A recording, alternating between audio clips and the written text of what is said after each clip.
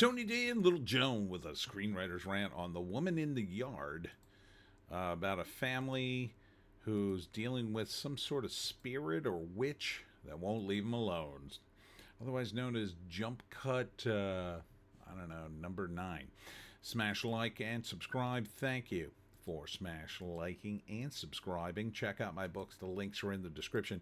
Comedy horror in South Jersey. It's the Pineys, books 1 through 17, available at Amazon.com. Don't forget, Kindle Unlimited is free. This looks like your pretty standard cut and scare kind of movie, jump cut movie.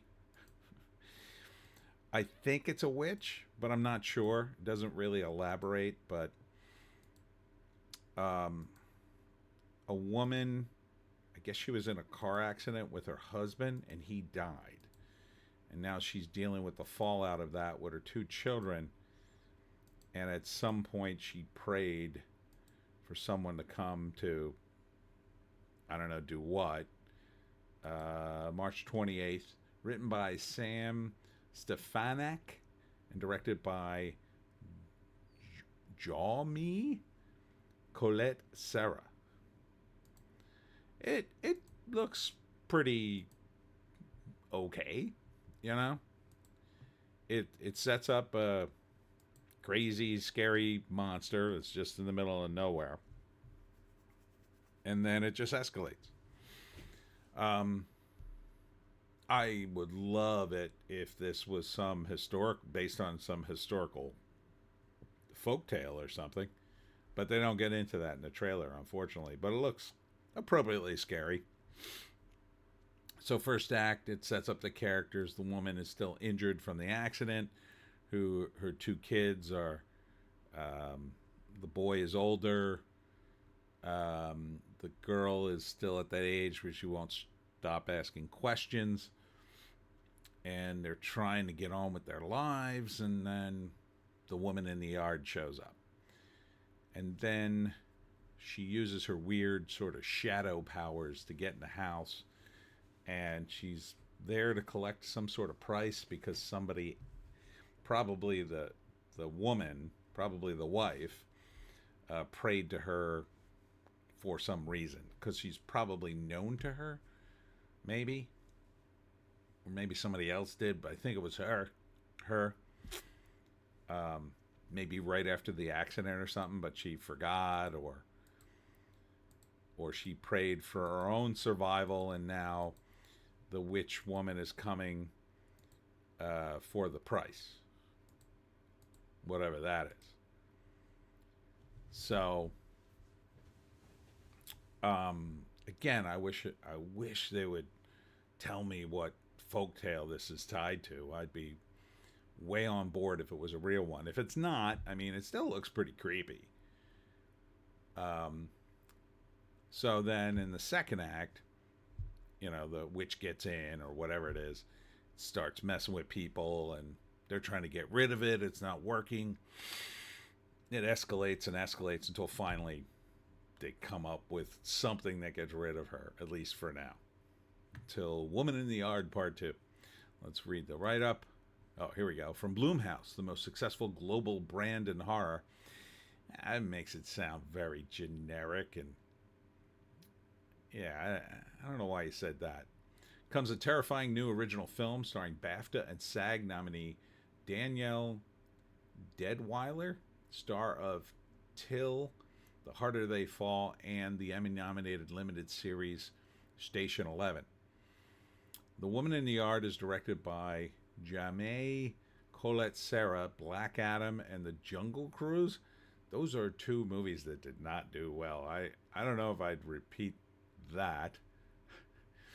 Who recently directed Deadwyler in upcoming action thriller Carry On. That also didn't look great. I got about 15 minutes in and I was like, eh.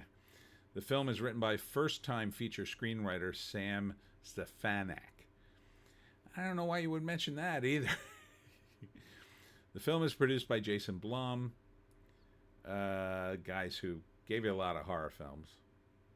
So maybe the script is good. I don't know.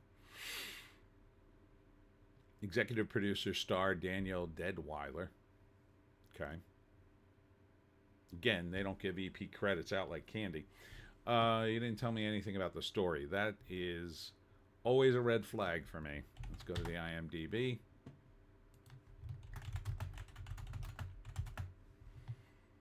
Okay.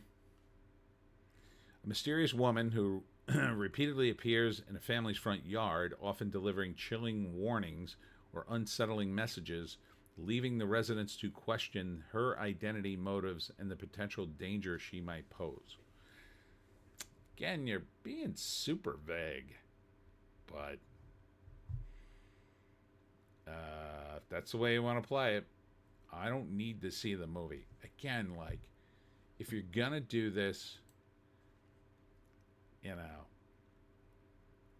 if this is an original thing, okay, I get it. It's probably too convoluted to explain. That's just not enough for me. It's just not enough. This is, at best, I would see this on streaming if I heard it was good. I'm not super impressed with the director's credits. Black Adam and Jungle Cruise, both Dwayne Johnson movies, did not do well. Seems like a huge step down for that director too. So, and Deadweiler, I don't think Deadweiler was the main character in Carry On, so I'm not sure why you're mentioning it. But let's see if she was. I don't think she was.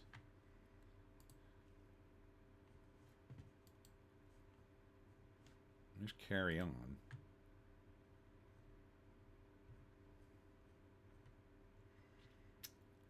Oh, okay. I guess she was sort of like right after Taron Egerton. I mean, Jason Bateman was the villain. She's like fourth in the cast here. So I guess she did some stuff in that movie, but I don't know. It seems like an odd way to promote this. You've got something pretty creepy. Tell me the story behind this a little bit. Like, don't give it away, but just tell me, is it a witch? Is it a ghost? Is it a shadow of the past? Is it a demon? Like, give us a little bit of that. That's what I want to know. I don't, these credits aren't helping you. These credits, like even a normie would say, oh, Black Adam and Jungle Cruise? Those are not two movies to promote. Now, maybe Till, that's a drama. The Harder They Fall, I think that was an action thing. And the Emmy-nominated series Station 11, I don't think that was a horror thing. So you're throwing a lot of credits that don't mean a damn thing to the fans of horror. So give us the horror deets, a little bit of them. You don't have to give away the story. Just tell us what it is. It's not going to be a giant surprise. Oh, it's a ghost. Oh, like, like it can only be a handful of things. It's a ghost, a witch, a demon. I think that's about it. Maybe a spirit. Maybe it's a particular monster. Or I guess it could be a vampire, but I don't think so. There's not much more after that, so you might as well just tell us. Or if it's not any of those and you created something new, maybe elaborate on that. A new kind of horror from the mind of, and you're telling me the guy who wrote the screenplay, he has nothing. There's nothing behind him. He's never, written a book or an article. He just woke up one day, wrote the screenplay, and that's the only thing he's ever done in his entire life. He must have written something. He must have. I mean, it might not be here. Oh, F is for Family. Well, that was a good show, but it was a comedy show. Yeah, these were all like funny bits and TV. So any more information? I mean, if he wrote like a horror movie or a horror show, yeah, there's the woman in the yard. He's an actor. That don't really help you. Um, I mean, that's another kind of, it's kind of a strike against it only because although comedy is close to horror, so it's actually kind of a positive, but most people aren't going to know that. I don't think. They're not going to see it that way. They're just going to see a bunch of comedy credits. But if you'd written one short story, one horror short story somewhere or something, um, and he's not a complete noob. He's written for television. I know you shouldn't have said that. Like, you don't want to say television writer Sam Stefanik, but I don't think you want to say noob either. I don't know. This whole trailer is just, to me, it's a trailer fail. Other than the visuals. I mean, it's a striking visual. I like the visual. So, I might see it on streaming if I heard it was good. Um, you know, if some people said some positive things about it, I might go, okay, I might give it a chance. I wouldn't go into theaters based on this trailer, though. I'd be too, I don't know, it's a big risk for my $14 and bucket of popcorn or whatever I'm getting. There's plenty of other movies out there that look a little better, but I mean, I want to like it because I was a big fan of F is for Family, by the way, and I tweeted at the writers and they tweeted back, so I want it to succeed, but your trailer is just, there's no horror elements here other than, you know, Blumhouse, which is a good cred. Okay, they know horror. Just tell me one thing about the story other than it's a mysterious woman in the yard. Just one thing. The title already tells me that. But anyhow, that's it for me, Tony D and Little Joan. Thanks for tuning in today. I'll be back tomorrow with more videos. Wednesday, I'm at the Cape May County Library at 6 p.m. I'll be telling you how to get published in South Jersey.